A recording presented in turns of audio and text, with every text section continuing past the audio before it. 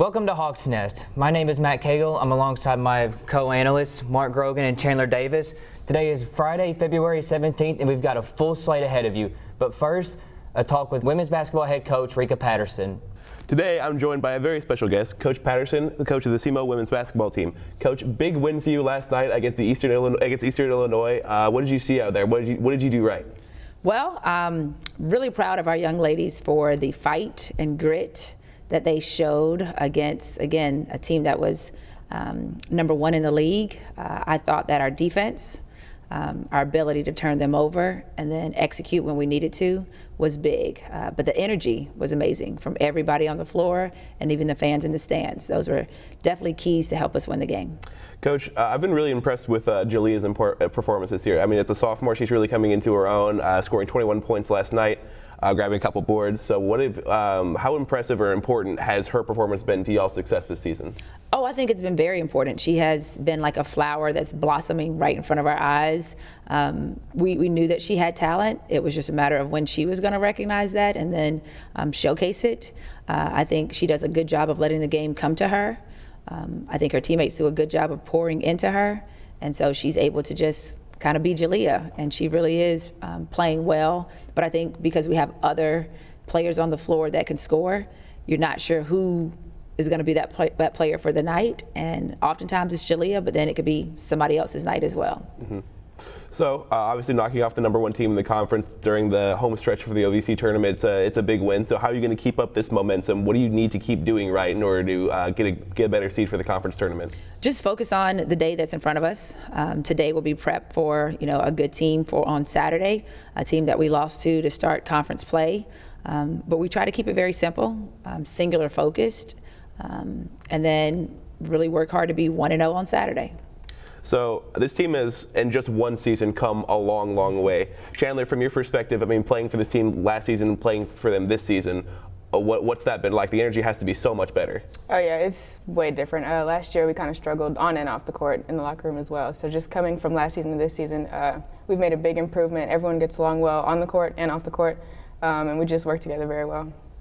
So from your perspective, I mean, coaching this squad from last place to an OVC, en route to an OVC tournament berth, what's that been like for you, Coach?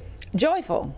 This is about their journey and their experience, and really proud of the young ladies who made the decision to return and be intentional on making changes in the locker room that would allow for us to have a stronger connection on the court.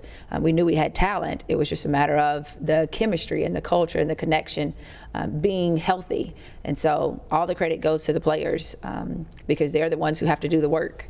And our job as coaches is to help, not harm, and then push and challenge, but they're good people at their core, and I think that's what makes it joyful, makes it fun. It makes the journey rewarding from my perspective. Yeah, I'm sure, Chandler, you're having a lot more fun this season, aren't you? Oh yes, it's way more. Like, I enjoy coming to practice now. Being at the games is just way more fun than last season was. All right, well, that about wraps everything up. Coach, thank you so much for joining us. SEMO women's basketball to the moon. Men's basketball picked up a big win last night against Eastern Illinois University, winning 78-64. They shot 46.7% from the field and 9 of 32 from three-point range. What did you guys think about the game? I thought the game was great. They picked it up from their last two games. They didn't play very well, but they played very connected last night, and they improved. They had 17 assists, which improved from last game. They only had 5, which is less than Phil Russell averages on his own. And then they forced 20 turnovers last night as well, when Moorhead only had 5 turnovers, so I think they did way better. Yeah, their largest lead at one point in the game was 20 points. EIU got it back down to, I believe, 11 towards the end of the game, but they were able to keep up the pace and pull it out. Yeah, I think it's exactly what we needed. Coming off 2 rough losses in the stretch towards the OVC tournament, I think we came in, we dominated. At one point, we led by 20. We pretty much consistently led by double digits. So it was exactly the kind of win we needed. Just a couple things I saw in the game. Aquan Smart had a phenomenal game. He had 14 points. I love watching him play. He's gritty. He's tough. He gets to the lane. He had a couple brutal falls, man. I think he was. Everybody was falling last night. It was Phil was on the floor. Aquan was on the floor. What was it? Israel Barnes took a tough fall. So everybody was on the floor last night. But it was a gritty, good win. I think our role players are really coming into form. Dylan Branson, listen, I've had my doubts about Branson over the years, namely just this year. He's looked rough, but he's starting to look so much better. He had 3 3-pointers. Actually, I think it was 4. I think he was 4 for 7 from 3. So he's looking a lot better. So going down the stretch, I think, especially against Southern Indiana, they're a really good shooting team. I think team defense needs to improve. And I think if our role players keep stepping up in their own, your Dylan Bransons, your Aquan Smarts, I think we'll be all right coming down the stretch of the OVC tournament. Yeah, Saturday, SEMO will play host to the Southern Indiana Screaming Eagles. Last time out, they lost 81-86.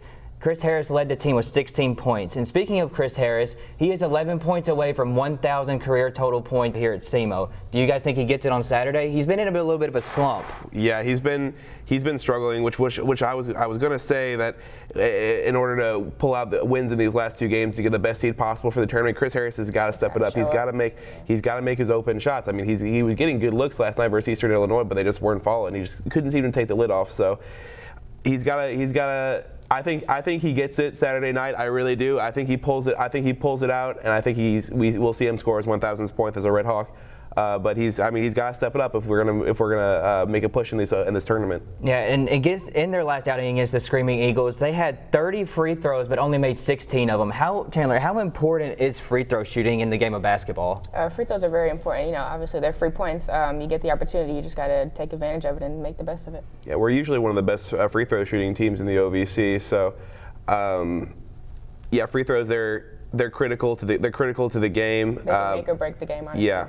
It's when it's crunch time, a lot of games are decided on free throws. So gotta make them when it counts. And then a big important player for the Screaming Eagles is going to be Jacob Polikovich. He had 27 points in their last outing against the Red Hawks, and he is one of the best in the OVC in scoring, and he actually leads the OVC in rebounds. You've got to find a way to slow this guy down. Yeah, I think this team really misses Kobe Clark on the rebounding front. I think we're lacking that big man presence in the paint. We got Nate Johnson, Josh Early, and Josh Early. Josh Early's a little bit shorter though, so I think that big domineering presence in the paint. Nate Johnson, I think he's really got to step up defensively. He's got to grab some boards. He's got to work have good footwork, and he's got to box Polikovich out. Did I say that right? Polikovich. Yeah. Polikovich. My bad. But he's got to work his feet, box him out, and he's got to shut him down. Do you guys think they have to win out in order to claim a 1 or 2 spot in the OVC tournament? Well, their destiny is no longer in their hands. They're going to have to count. They have to count on a Moorhead loss. So I think if we're going to get that 1 seed, we have to win out. We have to have Moorhead lose a game. I agree. It just depends all on the placings and who wins or loses from here on out. All right.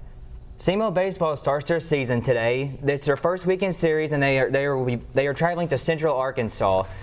They will play at Middle Tennessee and Abilene Christian before their first home game on March 1st against the Evansville Aces. The Redhawks have won back-to-back OVC championships and are looking to become the first SEMO baseball team to win 3 in a row.